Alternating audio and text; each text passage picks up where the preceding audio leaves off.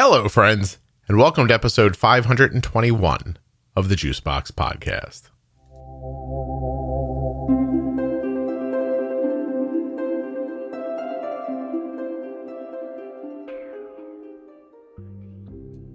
Today, we're going to speak with Stefan.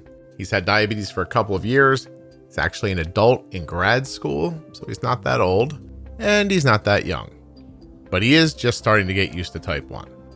I love this conversation with Stefan. He's got a really interesting job and some great insights.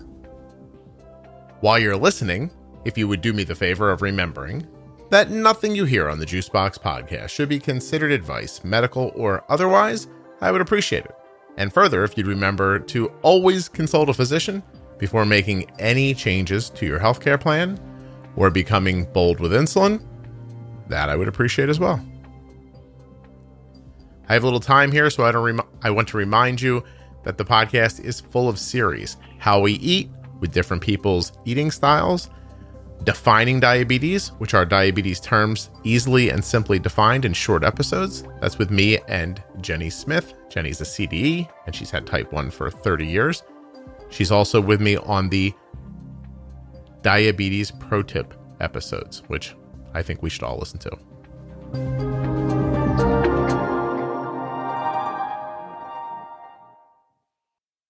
This show is sponsored today by the glucagon that my daughter carries, Gvoke HypoPen.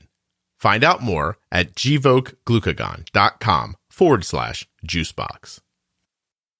We're also sponsored by the Contour Next One blood glucose meter. If you're using a blood glucose meter, and I think that's all of you, you all have one, right? Please tell me you all have a meter. Anyway, if you're using a blood glucose meter, you want one that is accurate, easy to use, and easy to hold. If that's the case, look no farther than the Contour Next One blood glucose meter. Learn more at contournext.com/juicebox. I'm Stefan Pellak. I'm, 28 years old now. I've had type 1 diabetes for 2 years. I don't know. I'm a mechanical engineer. And I'm a grad student, currently in grad school.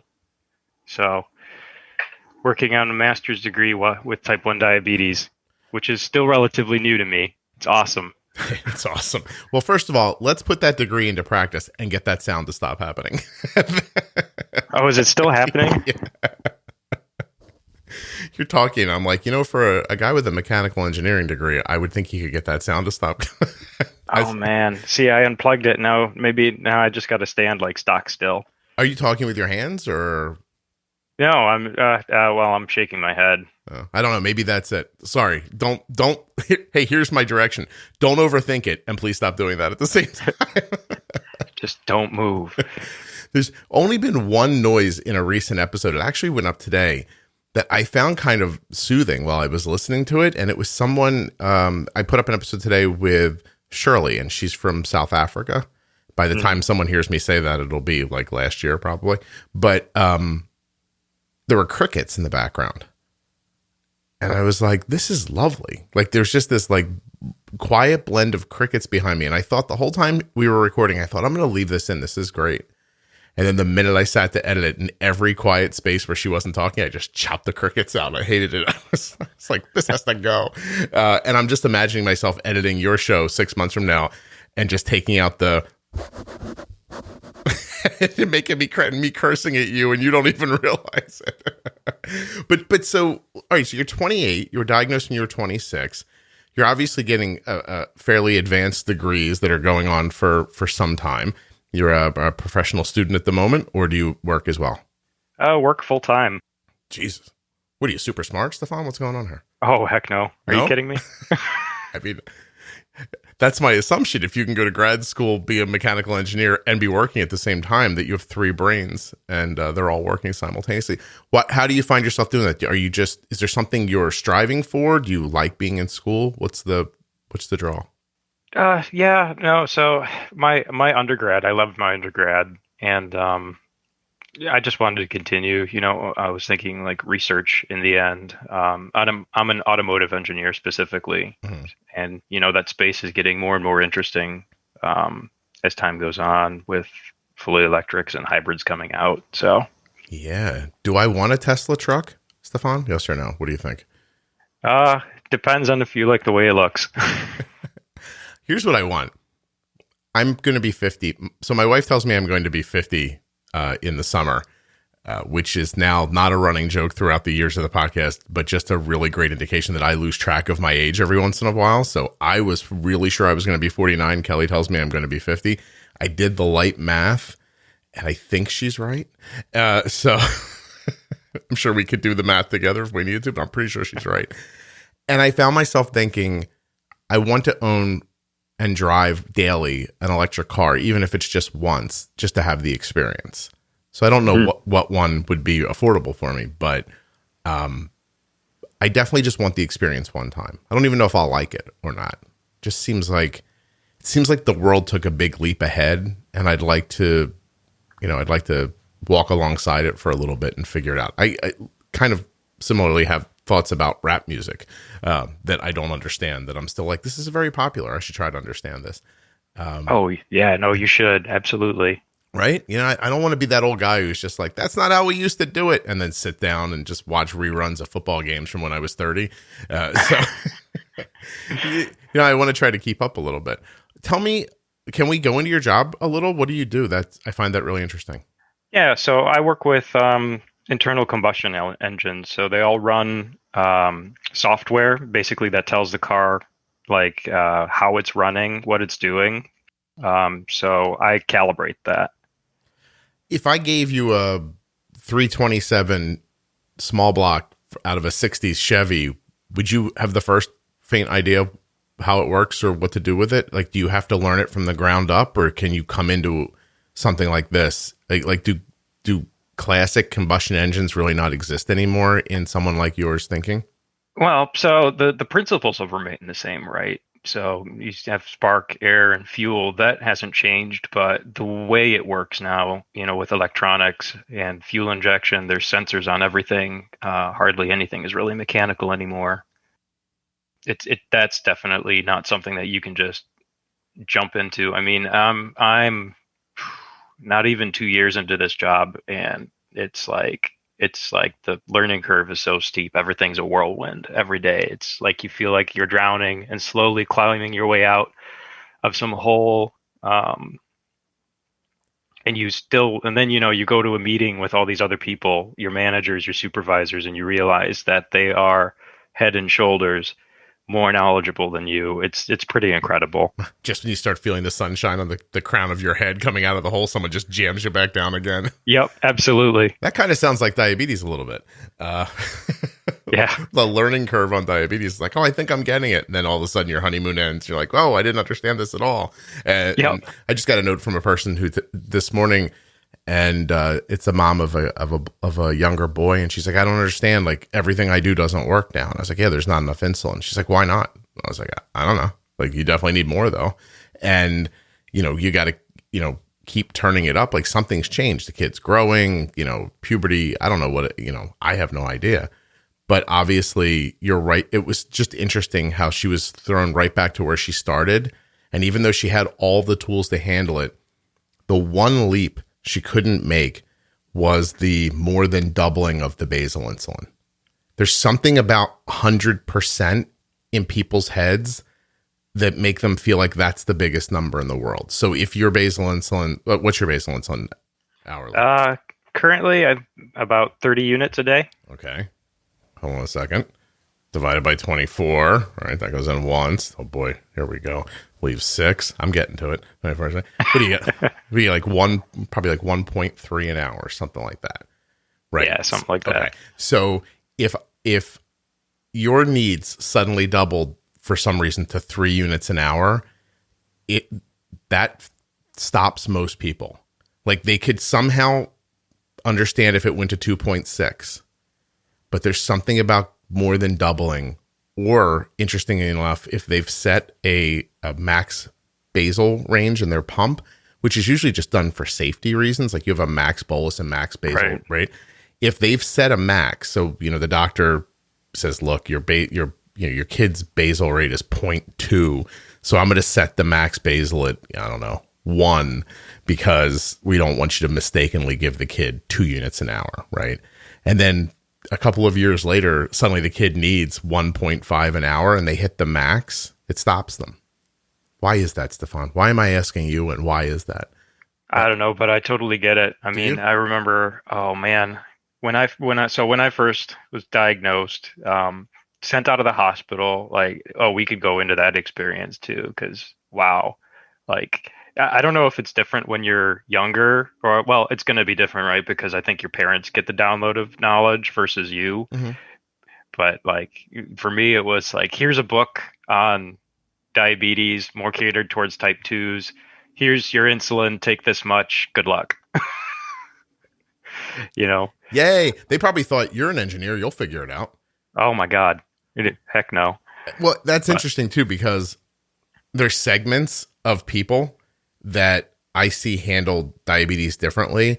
I've been saying this a lot lately, but nurses who are parents of children are kind of traditionally not good at it originally, because there's something about their training that doesn't jive with how diabetes is actually managed day to day. And so they hit this this firewall. But engineers seem to really get it in a different way. And most of them can put it into practice eventually, but it takes them a little longer. It's just very interesting getting to start meeting more and more people who fall into buckets and to see the similarities between them. It's so I imagine one day your A1C will just be 5.3 and there'll be nothing you can do that will stop that from happening. But I can only hope. I can only hope. What's your setup? What are you using? So I'm on a Dex. I have a Dexcom, and then I'm on the Tandem T-Slim. Dexcom and T-Slim. Got it. And are you using an algorithm with a T-Slim or no? Yeah, I have the Control IQ set up on there. Is it working? Yeah, it's working. There's some cheats that I've had to do, off the book to get it to work better for me. Do you want to share them with me? Is one of them leave it in sleep mode all the time? I hear people talk about that a lot. Absolutely. 100% this thing is in sleep mode. Why? What's the difference between the two? So I don't know. I was finding that in normal mode, it will give you those correction boluses, those mini correction boluses. Mm-hmm. But by the time you get them, you're already at like 180 or above.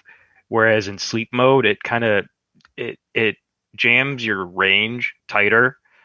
So I don't remember the exact numbers, but it won't let you go above a certain amount. Well, it will, but it starts to feed in more basal above a certain amount and then take it away at a certain amount. And those numbers are tighter.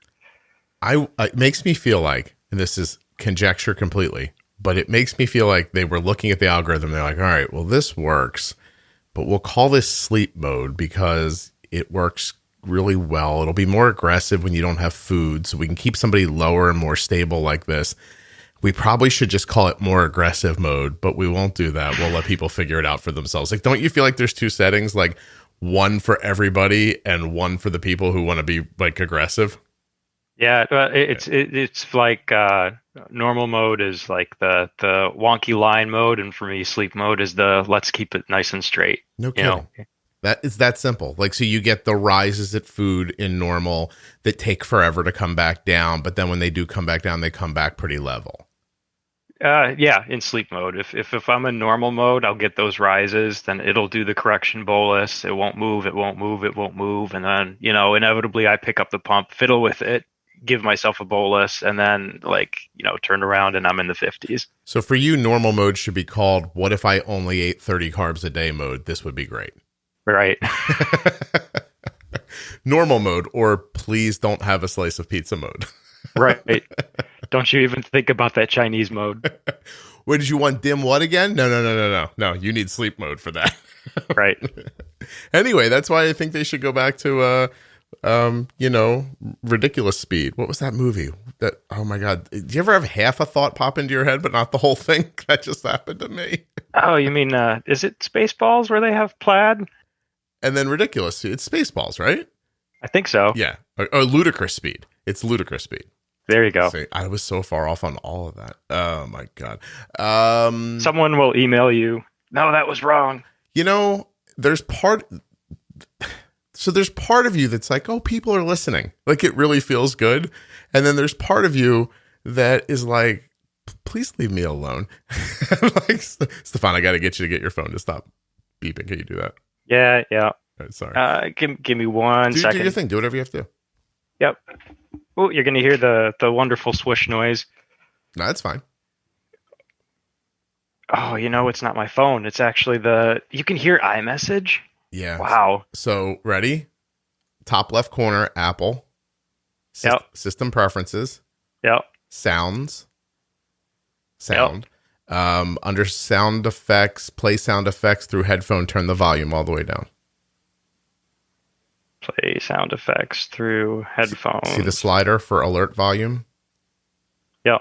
Just turn the volume all the way down, the slider all the way down. Oh my God, that's amazing. And that's what I was talking about they only want you to use these things if you really, really want to use them. Because it took me about 4 hours one day to figure that out. Just like people asked for transcripts of the show, and I'm in my 3rd month of adding transcripts to the website, and the process is just arduous and painful, and it takes up so many hours, and I'm almost done. And if it doesn't help, I'm gonna scream. Like if I don't get an email from somebody immediately, it's like, thank goodness you added transcripts to this show. I'm gonna be pretty disappointed. I guess unless. Oh man, if you're doing that, then I got to see the ones for this one. Just like Bing, Bing, Bing. That's lovely. So I guess what I was getting at is it's interesting, right? These algorithms are coming out that are being, Arden uses Loop right now. But we're super excited to use Omnipod 5. But there is that part of you that's like, I hope it's going to let me be aggressive. Like, I want to be aggressive. Like, I hope it doesn't. And I can't see how they don't know that there's probably 2 different segments of people using it. But anyway, that's what I think of when I see sleep mode. I think sleep mode to me seems like, yeah, here's your cheat to be more aggressive. We'll call it sleep mode. But it sounds like it works great. It really does. I think algorithms in general are, I don't even know how to say it, but for people who have pumps, who can afford glucose monitors, that whole setup, I can't imagine anybody wouldn't want it, at least from my perspective. Jenny and I were talking the other day. It's December right now, 2020, for perspective. And Jenny and I were talking about, I was telling her what I wanted to do with her in 2021 on the show, because she only has a limited amount of time, and we're trying to figure out how to use it.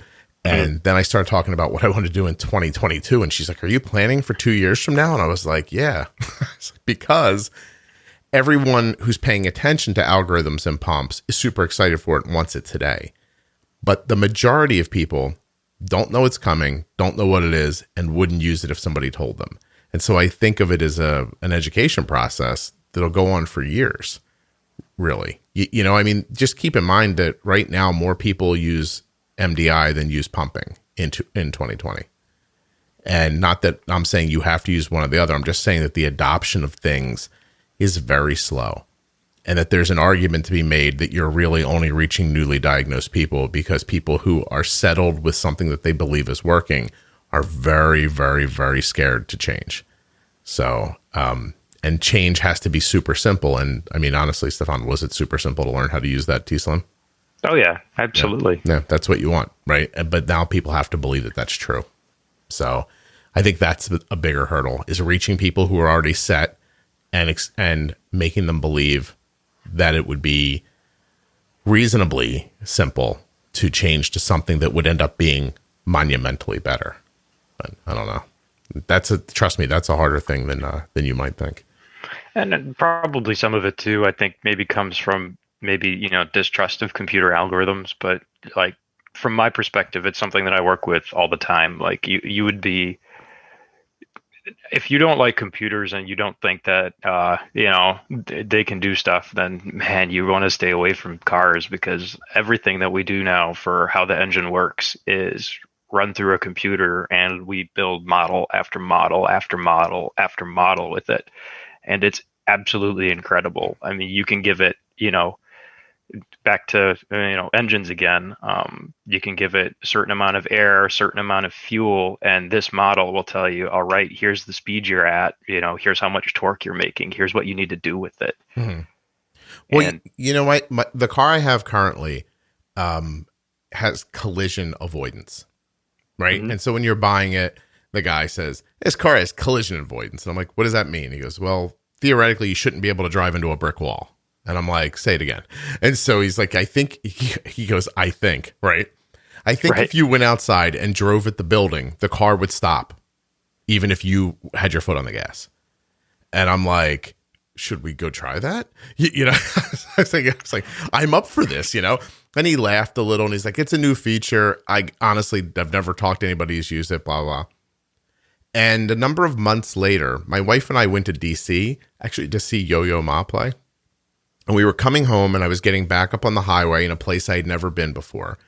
And it was this sort of long on-ramp that merged up onto a roadway that, of course, was over my head. So I couldn't see what was ahead of me. But more importantly, you were coming through trees on your left so that you couldn't even see what was coming from behind you. So I'm picking up speed, thinking I'm about to merge onto this, probably fast-running highway. And as I'm coming up, everything is just stopped in front of me. And I take a split second to see, can I just get over now? So I check my mirror. I realize there's a car there that I can't get over. And I'm making the decision to put my foot on the brake. And everything in front of me was closer than I thought it was. Now, I want to be clear. I believe I would have stopped the car. Like it wasn't like the car was 8 feet in front of me. But before I could get my foot off the accelerator onto the brake, I could feel the brake get sucked out from underneath of my foot. Some alarm went off in the car and it came to an abrupt stop. It never tailed. It didn't fishtail. It just vroom, and stopped. My wife yelled, what the was that? I was like, wow, this car really can stop itself. And that was pretty much the end of it. It was startling, but it was fascinating how well it worked. You're telling me that was done with a computer algorithm and little cameras. Yep. Little cameras and a computer algorithm. No kidding. You understand how that works? Not quite, because that's not in my department. But so I don't know how deep. Probably not that deep. It's basically looking at how far away what's in front of you is, how close it's getting, and how quickly it's approaching. And then it makes that determination, oh shit, there's a car there, let's brake. And there's because this guy's not doing it. So there's a drop dead moment where the algorithm decides, if we wait past this line, we're going to hit this thing. So I'm taking over now. I have to tell you, it worked spectacularly well. And the next time I went in for service, the guy's like, any problems with the car? And I recognized him. I was like, no, but hey, interesting story. And I told him about Yo-Yo Ma, not about the concert, but about coming home from it. And he said, that really worked. It was funny how astounded he was as the salesperson. He's like, wow, that really worked. And I was like, it worked. I said, I don't know if I was going to hit them or not. I don't think I would have crushed the car in front of me, but I do think I would have impacted it. You know what I mean? And so what you're saying is, if we can do that, then an algorithm can definitely change your basal rate with a little bit of predictive information. Yeah. Yeah. No kidding. Dude, yeah. It's super. I can't imagine. Listen, I'll tell you that Arden started using. So again, I have to say, poor Arden. I imagine I'll die one day, Stefan, and my children, in a way to connect with me, will go back and listen to this podcast. And then Arden's going to start making a tick sheet on the side every time she heard the words Arden's period. But Arden gets her period too long, right? She gets it for too long, and sometimes it's heavier than it should be. So we made the decision at the beginning of her last period to put her on a really low dose of a birth control pill to see if the hormones couldn't regulate this. Like, no lie, today she came in and said to me, I'm not bleeding anymore, but I still have a little bit of blood. And this is the 11th day of my period. So by the time this ends, she'll get like a week's respite and it'll come back again. So she's not just getting it for too long, but she's sometimes getting it twice in a month. So anyway, a very reasonable reason to try this, because we've done a lot of other things that haven't impacted it. So we're trying this. Arden's basal rate right now is 1.5 units an hour since she started taking the pill, but was 0.9 an hour before the pill. And it took me a day or two to see that, okay, the pills started to impact her, that my settings weren't going to be able to overcome this. And I just zoomed it right up. And I have to be honest, I just looked at the graph and I was like, the outcome I'm having here to me seems like she needs about 0.5 unit more an hour. And I threw it in and saw what happened. I then turned her insulin sensitivity stronger by a couple of points. I think we went from 42 to 40 maybe. And she's very settled now. Like her blood sugar has been like 88 for, I'm going to look because I've been astonished at how long it's been since I made the setting. So I made the setting changes last night around 9. It took until about 3 a.m. to work. So from 4:50 this morning till now, which is now like 12:30 in the afternoon, her blood sugar has been between like 80 and 95. So my new settings are working. And now I'll make decisions about carb ratio at meals. Like, let's see if that changed or not. That'll be the next thing.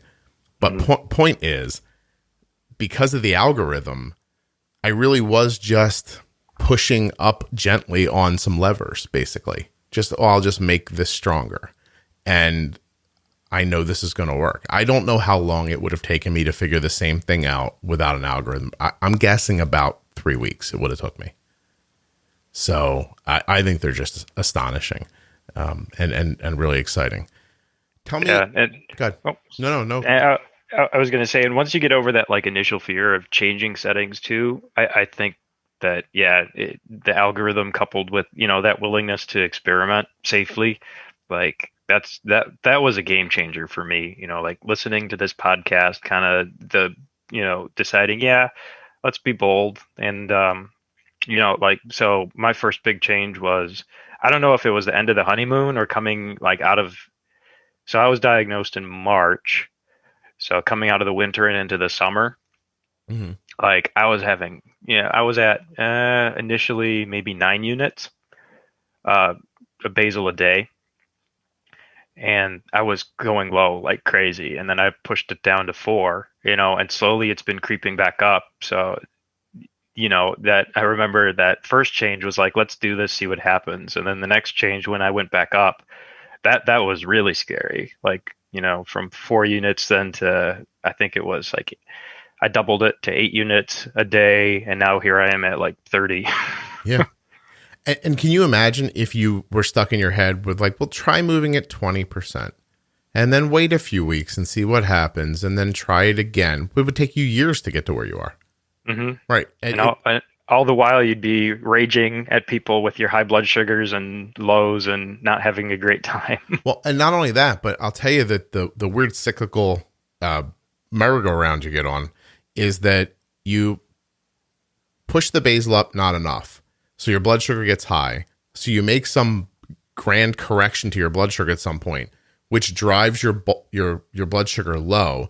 Then you show it to your endocrinologist who sees a bunch of lows throughout the day. And you know what they do? They make your basal away. But they take your basal away because you're like, oh, you're getting low all the time. We'll make your basal lower. When the truth is, you need the basal higher so that you have better results around meals. You're not rage bolusing high blood sugars, not creating a deficit of insulin away from active food in your system, crashing low. And that's it. It literally, the outcome tricks most people into doing the exact opposite of what they're supposed to do. Mm-hmm. You need more basal so you don't get high, so that you don't have to over bolus, so that you don't crash low. You're not getting low because of the basal. You're getting high because of the basal being off and too weak. I'm always astonished at how even doctors don't get that. Like, because I get to hear from a lot of people. I'm not saying all doctors, but I get to hear from a lot of people who are having incongruous experiences between the podcast and their doctor, and the doctor's trying to push their basal down while the podcast is leading them to believe that they should probably have it a little higher. And you can't make those people believe that. You just can't. It's impossible for some reason. And then you get stuck. it's a stuck that could be on you forever. It's really sad, Yeah, I mean, it took me. I think I rotated through 2 endocrinologists so far. Like the first one was like, no, I got this. It's my steering wheel. It's your diabetes, but my car that we're driving, kind of a thing. It was a little odd. And Did they use that metaphor? Yeah. Oh, well, that sounds fun.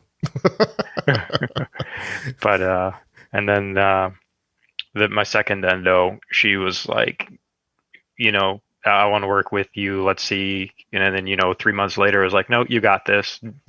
Keep on keeping on with what you're doing. Excellent. Yeah. And that was like that. For me, still being new at this, hearing, the like, you got this, you can do this, you kind of know what you're doing. That was like really big, really, really big confidence booster. That's not to say that like every day's perfect. Some days definitely suck, but. Yeah, I don't know if I ever said it here, but I say it to people a lot when I'm speaking to them privately. And, at the end, I'll say, look, nothing I told you while we were talking today was advice. Like, I'm not a doctor, and please don't take this as medical advice. I said, but I can give you one piece of advice. I say, I think you understand this better than you believe you do. You should trust your gut a little more. And basically, it's like a verbal pat on the ass, like before they run out on the field. Like, I think that's something that people desperately need at times, which is just the idea of like, maybe I am right about this. Instead of living in that flux where the information coming from your physician is so different than what you're seeing in your real life that you just make the assumption that you're misunderstanding what you're looking at. And it's so frequently the opposite. Although there is a kind of inverse to that, which is when people are making decisions where their settings are so far off, I do tell people a lot, look, we just made a big change to your basal, a big change to your carb ratio. We've changed these sensitivities. You're going to start seeing things, and you're going to try to apply what you know about diabetes. And what you know about diabetes is often completely wrong because your settings were so wrong. You're having these outcomes, not unlike the low basal causing low blood sugars, the kind of thing. You've been having these outcomes for so long, you don't understand what you're looking at anymore. I sometimes say, please just forget what you think you know and start over from day one now that your settings are much closer to where they need to be. Anyway, married, dating? Nope. Single. Good for you. No dog? No dog. Look at, you're really listening to this show. I appreciate that.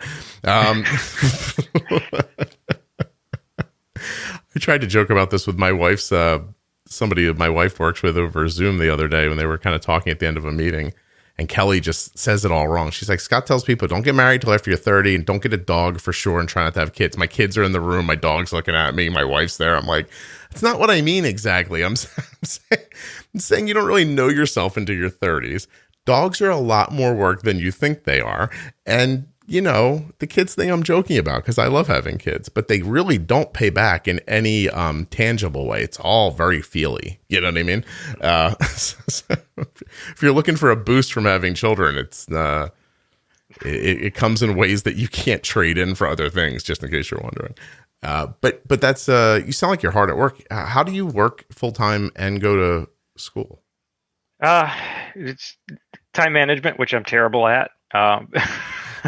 It's kind of haphazard, I think, for me. Yeah, like if I manage my time, then I make a plan, and then I find 50 ways to kind of blow that plan up, and I excuse it all. So it's haphazard.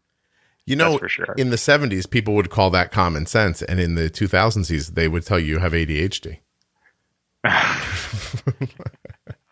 Yeah, right.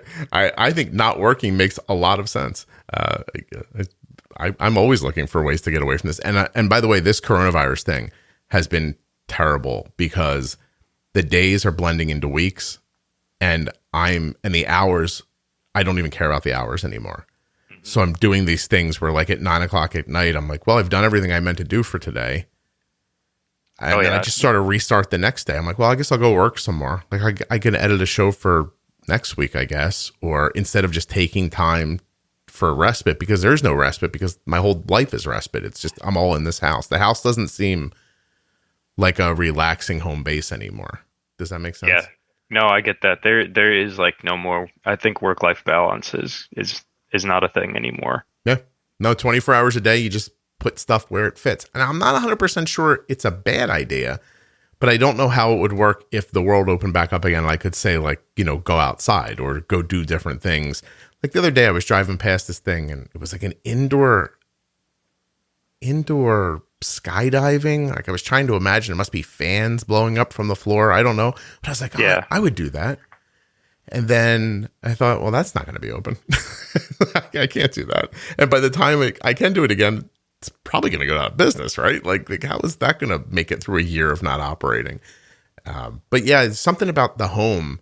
Like my home has become, this is as close to what I imagine it must feel to live on the International Space Station, I guess, is just sort of like everything's utilitarian at this point, you know? Well, how long did you have diabetes before your algorithm? Before I started pumping, I was on MDI for a year.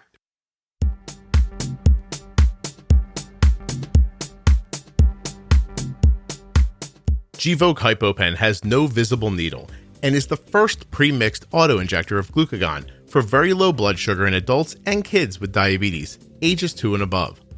Not only is Gvoke HypoPen simple to administer, but it's simple to learn more about. All you have to do is go to gvokeglucagon.com/juicebox. Gvoke shouldn't be used in patients with insulinoma or pheochromocytoma. Visit gvokeglucagon.com/risk.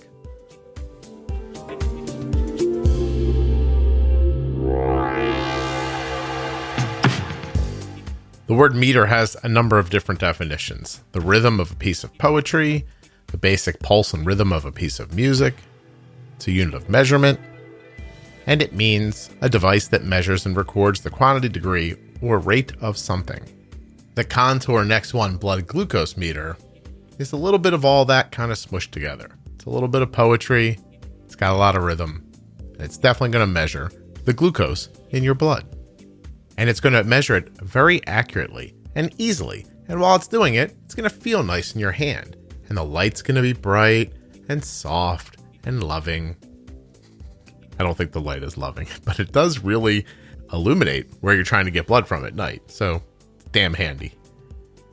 Seriously though, there are a lot of meters available. Very few of them are actually accurate and easy to use. I think you should take a minute to look at contournext.com/juicebox just to see if maybe you picked the wrong meter. And now you'd like to update yours with a better one, which, by the way, may be cheaper in cash than your current meter is right now through your insurance. Could be true for the strips as well. You may actually be eligible for a free meter. And they have a test strip savings program. These sound like things you should know about. And that's why I'm here to tell you about them today. And to ask you to go to contournext.com/juicebox and educate yourself. You're carrying a meter anyway. You might as well carry a really good one. What are the main differences between the first and second year? So for me, it was flexibility. That was the big one. Part of my job is driving cars around, testing them. And like, it was, for me at least, it was very, very, very scary. The thought of having a low when I was on MDI and driving around, because I was on MDI and I also didn't have a Dexcom. I was doing, finger sticks. And, the thought of being on a test track at 100 miles per hour, trying to calibrate a car, and your blood sugar goes low. And, by the time you go low, sometimes those lows on MDI would happen. Like those would be like crazy scary because, I was honeymooning too. Yeah. So, get in the car, test here. I'm at 150. Okay, that's fine. I'm not going to correct it. And then, 15 minutes later, that 150, take the one away. Here's a 50. Your pancreas decided it wanted to work again. And so, here we go. Squirt a little more in. And oh, wow. And so what did you do in that situation? Uh, for the ones that I would feel like I'd feel them at 50. It's pull over, pound some gummies, fruit gummies, Mm-hmm. and then just wait. Did you ever get done and go look at your notes and your notes said E equals Mickey Mouse? And you're like, oh, Oh, like yeah, it was bad. Like I would look back at what I was doing and I would have like no idea what I was thinking. Like even in meetings, if I go low in a meeting, it's like I'll email everyone afterwards. Like I apologize, I was rambling. I have no idea what I was saying. I must have sounded really stupid. Don't pay attention, please. if Christopher Columbus had pistons, let me tell you something right now, where we'd be. Stefan. And they're all just messaging each other like in the room. Stefan's blood sugar's low. Should we do something? Yeah. Like, what the hell is wrong with this kid? Again, this guy with the Columbus thing. Like he won't let go of it. Well, that's frightening and not funny at all, by the way. Just the idea that, you could be, I mean, honestly, you're incapacitated, but you don't look so. Right. Yeah. And then the next step from that is, hey, did anyone else see Stefan have a seizure today in the meeting? That, you're trying, and I guess you're trying very desperately not to be thought of that way at work as well, right? Yeah, that's so. I am one of two type ones in our department. I only ever knew this one other coworker, and I knew him before I was diagnosed. So now there's two, and I just don't want to be Stefan the diabetic, Yeah, I feel that. I very much used that as a guiding light when Arden was younger. I didn't want Arden to be the little girl that passed out at school.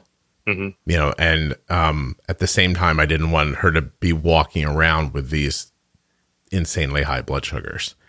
Right. And I mean, like, my coworker too, it's before I was diagnosed, people would talk about how he's had episodes at work, and, people don't know what to do. They just kind of like they found him seizing at his desk and they had no idea what to do. So they just called 911. And by the time, they came and gave him his glucagon,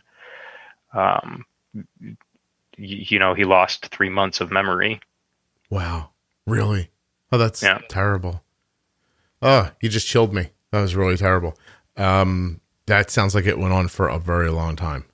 Yeah. Yeah. And he had never, and probably for similar reasons that you just described, probably didn't want to tell people like, hey, listen, if this ever happens to me, because it freaks people out, hey, if this ever happens to me, can you just open this red box and then there's a needle. Yeah. Yep. Now the needle's pretty big. Don't let that bother you. You're going to squirt the water into the powder. Now I want you to take the powder in your hands and rub it back and forth till it dissolves. Now I'm going to redraw the powder out into the needle. I'd just like you to stick this in the deepest part of my ass and push this plunger down. And then, and by the way, please don't pay attention to the needle because it's going to hurt me, not you. Yeah. Blah, blah. Meanwhile, I'm holding a demo of the Gvoke Hypo pen right here. And I see why that was a good idea.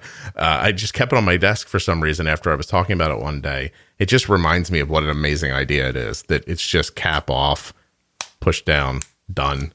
Like that's the kind of thing that you need, especially in that situation. Because imagine if your coworker could have said to somebody, hey, listen, I've got this pen here, this should ever happen. Just, anywhere, just hit me with it real quick. And it would have saved him. Did he have any other long-term deficits? No, it just took him a while to kind of remember like who he was and what he was doing at work. Wow. Yeah. So now that sticks with other people. And then they never let go of it. And then, like you said, all of a sudden you're Stefan the diabetic, and expectations for you were lower, unreasonably so. Or you're stuck doing a campaign of, education throughout the building to bring everybody else up to speed. And I mean, how are you going to do that even? Yeah. So reasonable concerns. Absolutely. Yeah. And two, it was MDI was just, the lack of flexibility. Okay. That's what was killing me. But at the time, when I was on MDI, it was definitely the more affordable option because I didn't have insurance when I was diagnosed. Oh, because you were still a student and you just got this job not that long ago. Okay. Yep. Aged out of my parents' plan. I thought I'm healthy. I don't care. I can wait until my job kicks in. I don't need health insurance. Yeah. Yeah. And then your pancreas kicked out. And then, Yep. yeah. Ooh. So you were so when you talk about that, you didn't have a job at the moment, right? But you had diabetes? So I was still working the same place I'm working now, but I was a co-op. I see. Okay. So no insurance yet. Right. And so how do you make those decisions? So you have an income, but you don't have insurance. You just get the needles and the insulin and that's it? Some test strips? So I say I don't have a dog, but now you can hear my sister's dog. Don't feel like you have to explain your lies, Stefan. Just tell me about this. So yeah, for me, it was, honestly, oh man, this is going to sound so silly, but like the first script that I got out of the hospital, I completely like broke down crying. So like 27-year-old in a hospital crying, like in this nurse's lap, basically, because that bill was $700 for a bottle of Lantus and one vial of Humalog, and then some syringes. Honestly, what I did, I relied on my endo for samples. I explained the situation, and it's like, can you samples? Samples. Yeah. Just put your hands out, please, sir. Yeah. Because $700 just was not something you had. No, not, and that was, $700 a month. Right. What would that have done? So be clear for a second, without telling us your net worth or something like that, but a large chunk of your monthly income, $700, and yeah. What would you have had to? Did you have anything big enough in your life to cut out to make up that money? I don't even imagine you did. At the time, yeah, that was a huge chunk. I mean, I could have given up my car, but then I wouldn't be able to go to work. Mm-hmm. Or your, I'm sure all of your charitable givings you could have just cut back on. Yeah. I do wonder what they think when they're like, it's just $700. You're like, what do you think I'm doing over here exactly? Right. Well, I'll just stop writing my big check out to United Way like I always do. And it's a very strange space when you are one of those people, the people who are not covered by insurance and don't have just scads of expendable cash. I don't know anybody that feels like they have scads of expendable cash. My brother and I were talking recently, and our financial structures are pretty different from one another. But in the end, at the end of the month, he's got no money left over and I got no money left over. It's just, it's not like suddenly you make a little more money and it just sits in a pile at the end of the day. Yeah, and I coupled that with like student loans and living by myself. I moved back in. Yeah, with my parents. That was the only way I could make this work. And then it's not only that $700 a month for the insulin; it's the hospital bill. Yeah. How much was that? Do you remember? Oh man, $300,000. Ooh. Okay. Yeah. Okay. Hold on a second. So, after you filed for bankruptcy, tell me what happened next. How do you pay a $300,000 hospital bill? First, you negotiated it down, right? Yeah, okay. Yeah. Well, there was some. I remember, like in the ICU, they were trying to give me like, there was heparin shots every day. They were trying to give me these like laxatives. I have no idea why. Because they were $1,000 a pill. Yeah, and like the nurse would come in, she's like, I have your heparin and I have your laxatives. I'm like, what do I need that for? Go away. Yeah. I when my iron got very low a couple of years ago, I took myself to the emergency room. Now, the oddity was that I had been working with a physician for almost a year. We were just up to the part where I was about to get the iron infusion and I almost fell over. So I ended up in the emergency room and they kept me overnight, which I was like fine with. And the next day, this woman walks in the room. I'm like, hi, don't know you. She goes, I'm the neurologist. I'm here to check you over. I'm like, no. And she's like, well, you almost passed out. I'm like, you need to get out of here. I was like, my iron's low. And she goes, you have insurance. And I went, I don't care. Like, get out. I was like, no, like, I get why they were doing it. And I even get that it wasn't going to hit me out of pocket. Like maybe it would have ended up costing me $50 more to have her do it. But I'm like, I'm here because I have low iron. I almost fell over because I had no ferritin in my body whatsoever. And my red blood cells were not carrying oxygen any longer. So I'm good. And then she was literally on the heels of a cardiologist who wanted to do an EKG. And I was like, no. Like, I mean, who else is out there trying to get paid is how it felt. Like, you know what I mean? Like, I was like, is the candy striper going to come in and tell me about her Etsy store in a minute? Yeah. I was like, everybody get out of here. You know, like I got the iron and I'm leaving now. Oh yeah, no, absolutely. It was like the endocrinologist that I saw for 15 minutes a day sent me a bill, and I was like, you didn't even like talk to me. You just said you're doing well, keep it up. And then the diabetic educator would come in and let's go through your booklets. Way to go, buddy. That's going to cost you $3,000. Oh yeah. I used to have a joke. I would tell my wife, I was like, I think the endocrinologist only touches Arden once a year because there must be a law that she has to physically contact her. Because, Arden's visits are always with her nurse practitioner. Yeah. And it was like that for a long time. And the doctor never came in. But once a year, the doctor would come in and literally like put her hand on her shoulder or something. And I'm like, I think there's something going on here that I'm not aware of. And then we'd see her once a year. Now the hospital has now changed since then. You actually see the doctor at every visit now, which was not the case in the past. But back then, that was always my thought. I'm like, she's just touching her so that she can legally say I touched her. Because she didn't do anything. Like, she was just like, she'd come in and put her hands on her somehow and then ask her how she was feeling and then look at the chart and go, oh, you're doing great. Do you have any questions? Yeah. How would I know the questions they ask, by the way? Yeah, totally get that too. Yeah. I say endocrinologist, like I've been moving around endocrinologists. I think I've met the endocrinologist once, and it's been the nurse practitioner who helps me. Yeah. No, the whole system's a little weird, obviously. But yeah, I'm always baffled when they're like, do you have any questions? That would be like literally if you put me on a rocket and you were like, hey, you've got to figure out how to fly this rocket to the moon. Go ahead and ask your questions. It'll get you to that end. Right. I'd be like, I don't know what questions to ask about that because I've never flown a rocket before. And by the way, space is in my head a lot because I'm going to interview April next week. And April works at NASA and she has Type 1. I'm super excited for that. That's so cool. Yeah. But anyway, I guess that's just in my head for some reason. But yeah, I'm fascinated by that. Like, what questions do you have? Like, could you not like if Stefan, I'll tell you right now, if you put me in a room with somebody who is just diagnosed with type 1 diabetes, I would not need them to speak. And I could have them leave that room better off than they were when they got in. They don't need to ask. I don't need to know what they don't know. I know what I know, and I know what they need to know. I don't understand why you have to know what's in their head exactly about management stuff. I'm not saying you shouldn't talk to people, hear their fears, understand stuff like that.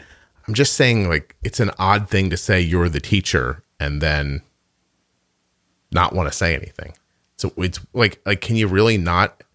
It sounds pompous, but I could explain diabetes to you in 45 minutes in a way that would put your A1C in the sixes. Like, how is that not like how this works? It freaks me out a little bit. Anyway, I'm sorry. Did you have anything you want to talk about? We're like an hour in. I should probably have asked you. Was there a reason you're on the show? Oh, I don't know. It's the big thing was like I wanted to give back a little bit. Your show helped me a lot.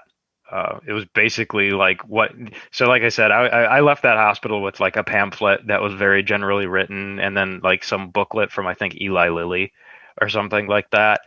And it was like this podcast and some YouTube videos, which that was my diabetes education. Cause they tell you get out of the hospital, they say, oh, by the way, make an appointment with your endocrinologist as soon as possible. So then, you call up your endocrinologist and it's like, yeah, we can fit you in 3 months from now. Won't I be dead in 3 months? Yeah. Yeah. That was like, well, I'm just newly diagnosed. Can we push this up? And she's like, well, we can try for something in like a month and a half. Yeah, right. Like, my mom had to have surgery one time and it was really important. They're like, we can do this in 8 weeks. I was like, can she last 8 weeks? Like, is that the play here? Really? So how'd you find the podcast? Google. Okay. Honestly, it was just Googling like how to type 1 diabetes. Stefan, you're telling me you even lost your Google skills when you got type 1. You're just like, Yeah. help, Stefan. Yeah. Type 1 help now. How to? Question mark. Please, please. You're the shittiest Google search ever. You're just like, type 1 diabetes, please help. By the way, if I thought that's what people Googled, I would set my SEO up on it. But they don't. I'll tell you, search engine optimization is ridiculous. It is fascinating to see that when put to it, how similarly most people ask questions. It really is interesting. Like the way questions are asked are, here, I'll give you a little inside baseball on the podcast, right? Did you ever hear the 911 episode where the person came on who was a paramedic? Oh no, I don't think I've listened to that one yet. So it's a terrific episode, and it absolutely worked out completely opposite of how it was supposed to. And here's how I'll explain it to you. Through understanding SEO, because there is a listener of the podcast who does it professionally, who is very kind and helps me with it. She told me, hey, people abundantly Google about diabetes tattoos, type 1 diabetes tattoos. She's like, you should do an episode on that. People are really interested in it. And I was like, I don't know how interested I am in it. You know what I mean? Like, I was like, I don't know if there's like a whole like conversation in there. So I started thinking about it, and I thought, well, why do people have these tattoos? Mainly they have them because they want, EMTs or paramedics to see that they have type 1 diabetes in the event of an emergency. So then I started researching, and I found this person who has just this fantastic paramedic podcast. And I reached out to her, and I got her to come on the show. That took months. Like this whole I know it feels like I'm just like, hey, I just talk into the microphone, but like, so I'm doing all that. I get her on. I don't know her thoughts or feelings at all on any of this. And I ask her this question about, so type 1 diabetes tattoos, they must be really helpful. Like that's the vibe I'm coming from. And she stuns me by saying, no, you should not rely on those. And I was like, oh. And so the entire episode that you hear, which I think turned out really well, was not nearly what I expected it was going to be when I started it. Like if you really listen back to it, you'll hear a pause where you hear my brain go, oh, good, Scott. What are you going to do now? She just said those are not a good idea. And then I leaned on other questions I had, and we ended up having this great conversation about what it's like to be a paramedic or an EMT in an emergency situation with a type 1, what type 1s could do, some things that they think that people might think are obvious things to do that aren't. And it ended up being terrific, but it all came from search engine optimization. That's so funny that you bring that up too, because that like before this whole coronavirus hit, that I was planning on going and getting a tattoo, and it was going to be a type 1 tattoo, not like a emergency tattoo, but just something like type 1 related, like, hey, commemorative, or I don't know. Well, you can still get a tattoo, but from what I understand, don't expect that means a paramedic's going to know you have type 1 diabetes from your tattoo. Even if you, like, people listening now might be like, well, what if I just put it in an obvious place? You should go listen to her conversation. It's when she describes what it's like to be a medical person in that situation and what goes through her head. Yeah, her name's Ginger Locke. She's fantastic. It's episode 387.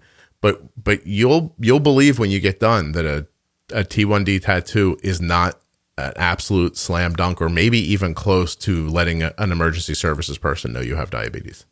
Yeah, basically, unless you put it on your forehead. Yeah, well, you know what? It's funny. I said to her, like, well, what if you put it in a really obvious place? And she said, do you really think I'm looking at your tattoos while I'm trying to save your life? And I was like, oh, yeah. Well, that's a good point. Like that would be like if you were having a heart attack and at the end of it, you were dead on the floor and the EMT looked at your wife and said, the artwork in this room is lovely. You'd be like, why were you looking at that? Like, couldn't you have been paying attention to his EKG? Maybe that would have saved him. And so the idea is that they look for the bracelets and a necklace, I think she said, but they're running their hands. It's not as visual as you would think. It's very interesting. She explained it obviously way better than I could. But I'm lucky to have that episode as part of the podcast, I feel like. But it happened almost by mistake. So I was just trying to, find content that people would find interesting that I thought they wanted. And instead, I ended up giving them something they needed. They didn't know they needed it, and I didn't know it existed, which I think harkens back to something I said earlier, which is, why would you put a person in a room and ask them what they need to know? They don't know. Mm-hmm. If they knew, they wouldn't be there asking, Anyway, okay, so what kind of tattoo were you going to get? It was kind of dumb, but, it probably like a syringe or something. Yeah. I would have put you in a car, a test car, hanging out the window, crazed, big bug eyes, writing down gibberish on a clipboard. That's what I would do. With the blood glucose meter just flashing low. Yeah. I'm now expecting that 3 years from now, a car is going to hit the market, and people are going to get in and be like, "This car works terribly." I wonder if the guy who was working this all out, his blood sugar was 45 while he was writing down. Why does this thing hesitate all the time? Can I ask? We're over your hour, but can I keep you for a little bit? Yeah. Oh, cool. All right. I have questions. So if cars are this specific and they work this well, how do sometimes they not work? Like my computer either works or it doesn't.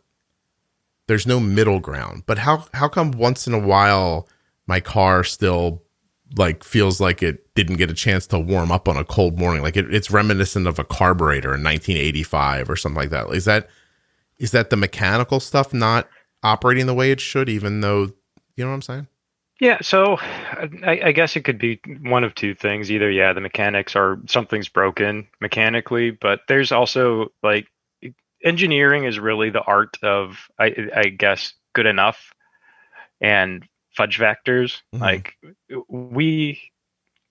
there's still a lot that we don't know how it works, and we can't like reduce it into a mathematical equation. So you kind of fudge factor stuff, and this is close enough, and it works most of the time. Yeah, that kind of stuff. How impactful is it? Were you a mechanic before you did this? Like, are you a grease monkey and like privately, or no? And if not, is that harmful to your job or? No, I was. I think it helps, like for being an automotive engineer, to have an interest.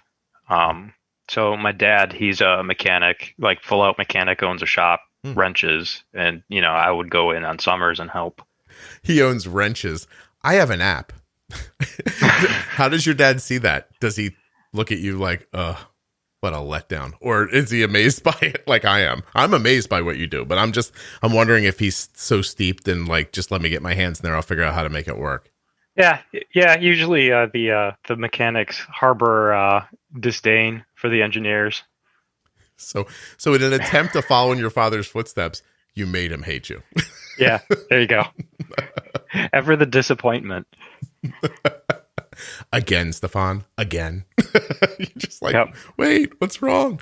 No, that's just really, it's interesting because, I mean, I have a seat that goes up and down, right? My back seat folds down, and it just sometimes would go down and get stuck. Or sometimes it would go down and it felt like it hit a limit it wasn't supposed to, and it would pop back up again. So I told them, hey, this happens. Oh, yeah, we'll take care of it. The third time I was like, look, you got to fix this. Like, just don't tell me you're going to take care of it again and have it keep happening. So I came back in. The guy's like, oh, it's going to work now. And I was like, what'd you do? He goes, oh, we just swapped out the whole seat. Yeah. Which to me sounded like, we don't know what's wrong with this thing. So maybe a new seat will work better. Yeah, pretty much. Is this why mechanics look so clean now when I see them? Like when you go into a car dealership, the guys that work on the cars are as clean as the salespeople. They just don't have a tie on. Yeah, it's swapping parts. So do you think so? A person now is more of a technician than a mechanic.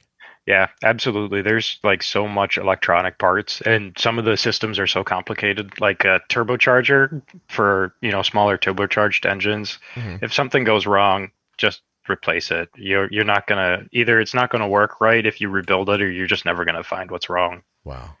Or like transmissions are like this big magical black box that hooks up to the engine and makes wonderful things happen. Make car go. Magics make car go. Like I can't explain those to you, but those get replaced. I had a new car once that had an issue.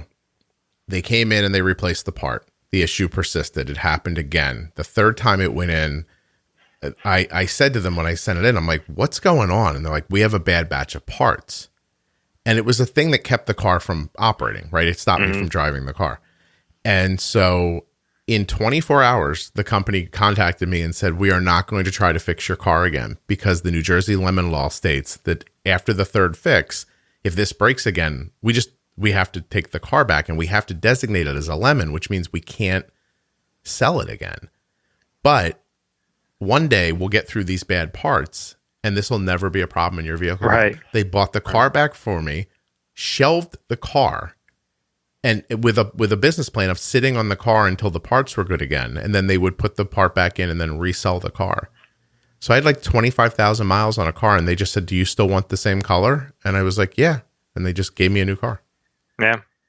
And either they'll keep it and resell it, or it'll go to, us and we'll tear it apart and try and figure it out. And if we can't, well, uh-oh. It was fascinating. Like it wasn't the dealership anymore. Like I got called by the parent company. They were like, we don't want to fix this car again. We know what's going to happen. So Are you okay with just taking a new car? I was like, yeah, I am. Thanks for asking.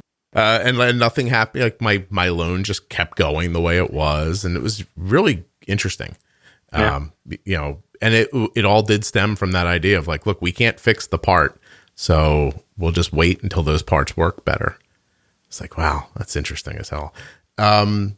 Combustion engines that physically don't look anything like the engine I remember in my car, like a Ford Straight Six or a Chevy 350, like that stuff. They don't physically look. They're just aluminum boxes now, right? No, not all of them. No, no, not all of them. Some of them, yeah, for sure. But the way they work is still the same. What's the reasoning behind trying to keep it looking somewhat recognizable to the user? Is that the idea, or is it that the form factor still works, so why change it? Like, why are some so different than others? Definitely for some of it's the form factor that works. The ones that are different, those are going to be like your 4 cylinders and stuff like that. So here's an interesting concept. A lot of engine design is either tied to packaging because you got to fit it all in there, or actually making the engine more efficient. So you want to keep it as small as possible, and they actually, believe it or not, as hot as possible within the limits, right? Because what's the heat part for? Yep. The heat part, it's basically how it works, right? So you have a temperature difference. That's what drives the work. So the more temperature you bleed off into the coolant system, that's more temperature that doesn't go into driving your pistons up and down. So energy in general, you're trying to maximize the energy that it's creating, even if that energy isn't motion, it's heat? So yeah, and you want to keep that heat in the motor. Okay. Within the limits of the parts that you're using. So for aluminum, you can't overheat your aluminum, but you want to keep it pretty hot. That's interesting. I don't know that I'll ever understand completely what you're saying, but it's fascinating that that's even a consideration, especially within my lifetime. If you really think about what an engine is in my lifetime, it's the block and the heads and some pistons and some spark plugs and a reservoir for oil and not much else. Like there was a time when that's really all it was. And to think that you're having considerations like that, and back then they were just trying to get the heat out of it, right? Like if those motors warmed up too much, they blew up. Yeah. That's really cool. Wow. What do you think cars are going to look like in the future? Like if you had unlimited resources financially, if a company did, would cars just look completely different? Are we stuck building on top of an antiquated system? I think some of it, yeah. A lot of it is the limits of materials. Like certain shapes for bodies and things like that you have to have for crash worthiness, or because the parts need to be strong with the materials that we have. Mm-hmm. You know,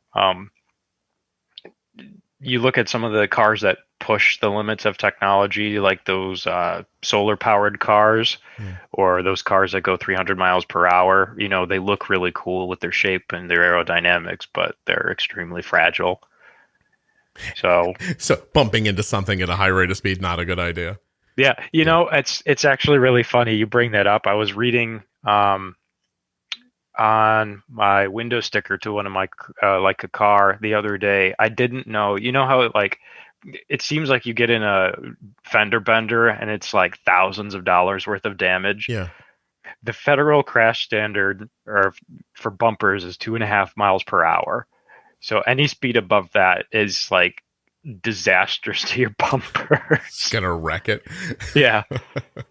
My son's pulled forward in his car, and it kind of went over top of like a parking block.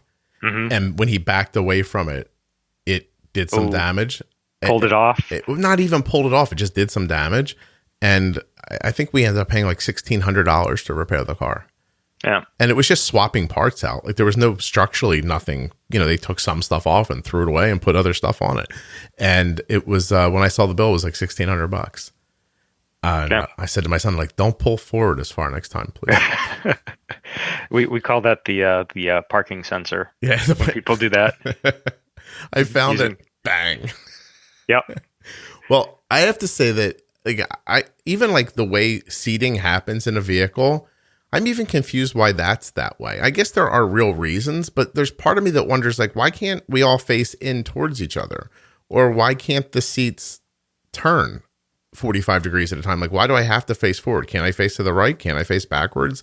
You know, like in a van situation, like, couldn't that move around? And if that's the case, then does the car really need to be that shape? Like there's just a lot of ways to go that I think are too far outside of what people expect. And when you get away from their expectations, then that seems ugly or wrong, and then they won't buy it. So you're not incentivized to be too forward thinking.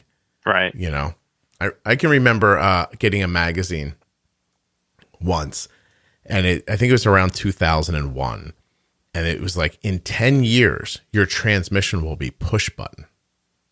You won't have to move a stick any longer to move your automatic transmission in and out of gear. And then they showed a demo of it. And I was like, Stefan, I'll just beep this out. Because when I saw it, I was like, mother, if you can do it now, why do I have to wait 10 years for it? Like, I don't understand. You're doing it right in front of me right now. And then you start thinking about like, well, we have stock and we need to sell that stock. And then we got to make changeovers and we got to make some money, right? There's R&D. We got to sell some cars off of that for a few years to get our money back and to make a profit. And when you really look at the business of it, like once the business shakes out, we'll be able to get this in like 10 years. And now my transmission is a dial. Yeah. Yeah. It's not even a button. I just turn it. And I'm starting to wonder how necessary that is. Like, couldn't I yell "go car" like the way you Google? Yeah. Yeah. No, I think you hit it on the head, because it's like you look back at some of the like advances in automotive technology, like seat belts, you know, and you see the pushback that there was to seat belts, turbo motors. You know, everyone said, oh, they're unreliable. You'll buy it. It's just going to be a piece of shit. It's just going to blow up on you. Mm-hmm. You know, and now everything has a turbo. Everything has to have seat belts. Yeah. Oh, I mean, God, there are no like large block engines anymore in most, you know, most generalized vehicles. Like I have a pretty big vehicle and it still doesn't have a huge engine. Like by the standards I grew up with, the, I guess is it cubic inches? Is that how motors are measured? Liters. So mine's way off. Like from my understanding of when I was a child to now. Like my vehicle should need a bigger motor in my mind, but the motor that's in it does a great job for it. And it's also, you know, I see my wife's car or my son's car has like turbo in it. Like I don't even think he's got a motor in his car. Like I think there are like 3 mice burning cardboard in there. And then on top of it, there's a turbo. You know, this magic thing that just makes energy when you need it and not when you don't. Mm-hmm. I find it all incredibly fascinating. But like I said, well, so what do you think about what I said about wanting an electric car once? You know what? I want one. Yeah, that's that easy. Yeah. Yeah. It's going to be coming. I think I'm with you. It's on my bucket list, like driving one at least once. Not necessarily owning it, but I would like to drive one. I am worried about the like adding a charger. Charging. Yeah, I don't even matter. Like I'm old now, Stefan. I don't have anything to do, so I don't mind the limited like 400 miles on a charge or whatever it ends up being. 300, 400, 500 miles on a charge. That I'm okay with. Like it's the idea of like having to have someone come in the house and like install this thing, and like that part, I guess is a sticking point for me. Not enough to stop me from doing it, I guess. Mm-hmm. But yeah, I don't know. It just seems like I used to tell people when I was younger, I used to say, this is back when I expected I would live like 90 years. And now, as I sit here and talk to you for an hour, my hip will be stiff when I stand up. So maybe I was being a little too generous with how long I was going to make it. But I used to say, like, I would give away the last 10 years of my life if I could come back for a year every 10 years just to see what happens. Oh, I'd do 100 years. Yeah. And then I started thinking about it. Like it's not every 10, it's every 100, right?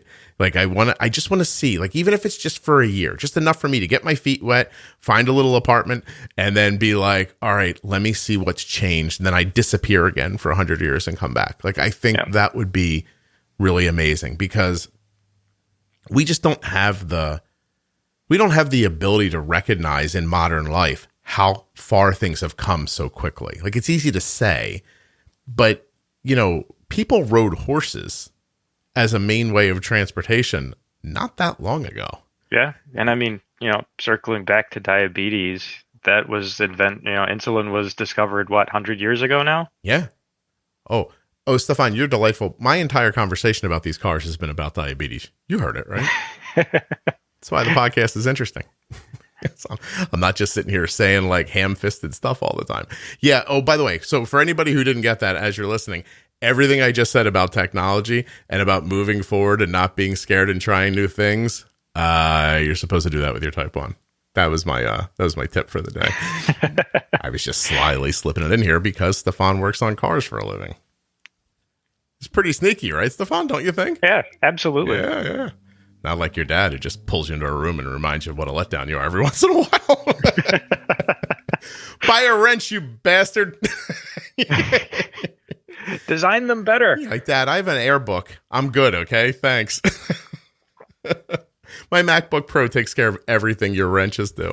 No, that's it's just, to me, it's about moving forward. It's about not getting stuck. It's about not having such a preconceived idea that you can't break yourself free and try more or try different.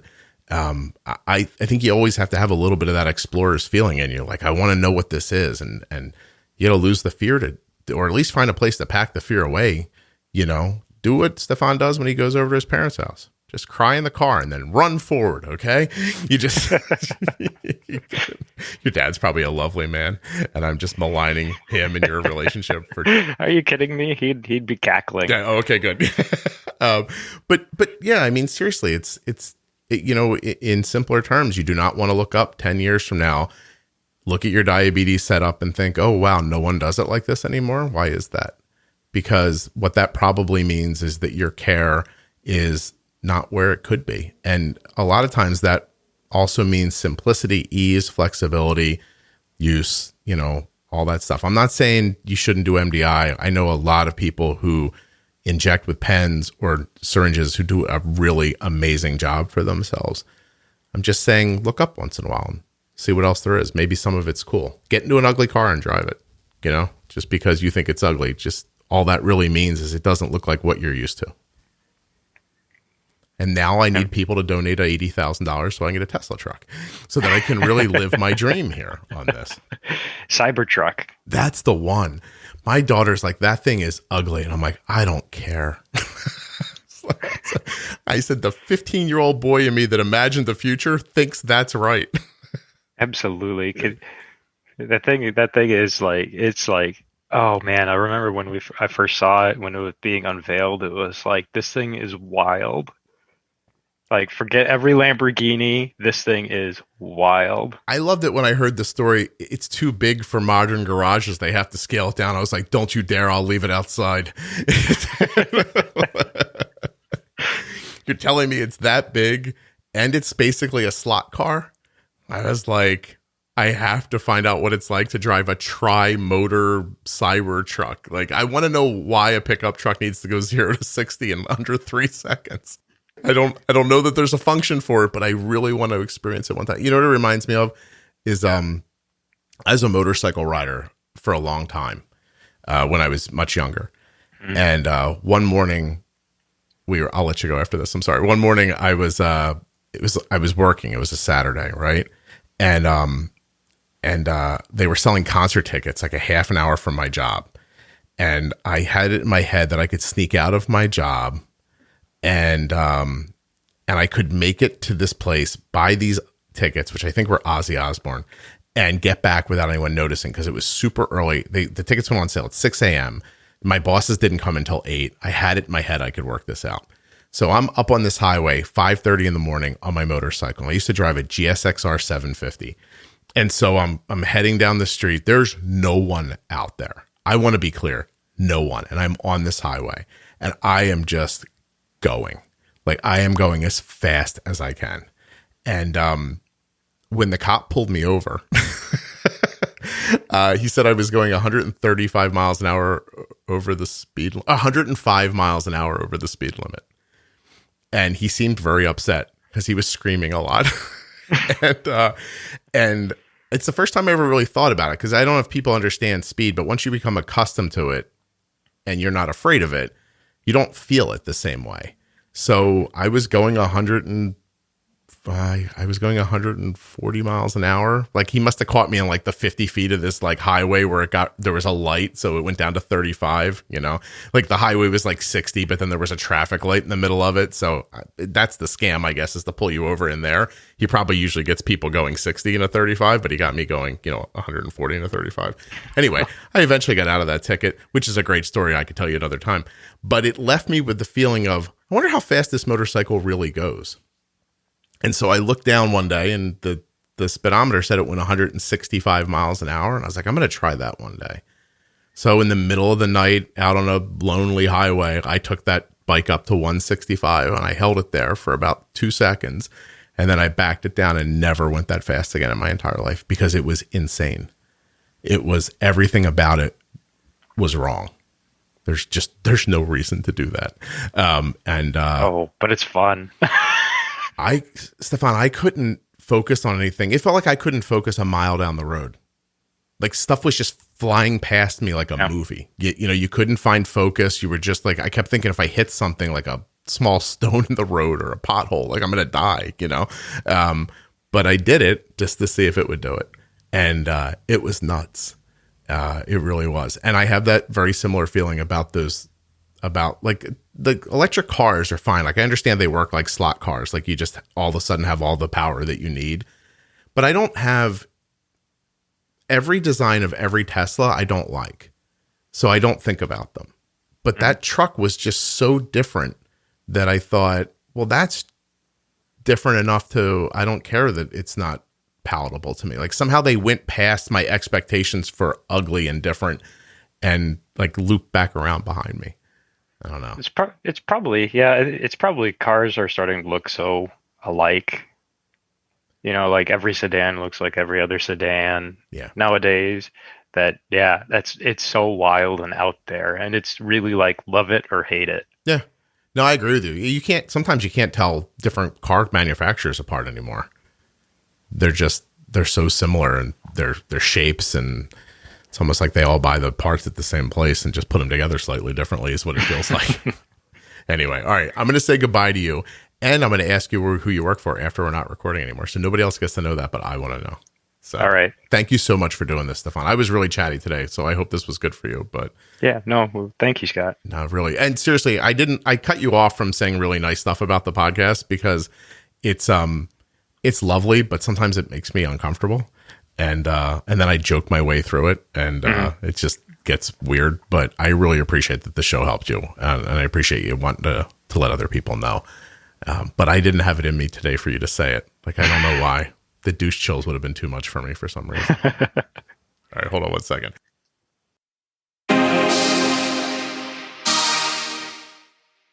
A huge thank you to one of today's sponsors, Gvoke Glucagon. Find out more about Gvoke HypoPen at gvokeglucagon.com/juicebox. You spell that GVOKEGLUCAGON.com/juicebox. I'd also like to thank the Contour Next One blood glucose meter for fitting so well in my daughter's bag, in my hand, and doing such a terrific job of giving us accurate results that we can make good decisions with. ContourNext.com/juicebox. Links in your show notes. Links at juiceboxpodcast.com.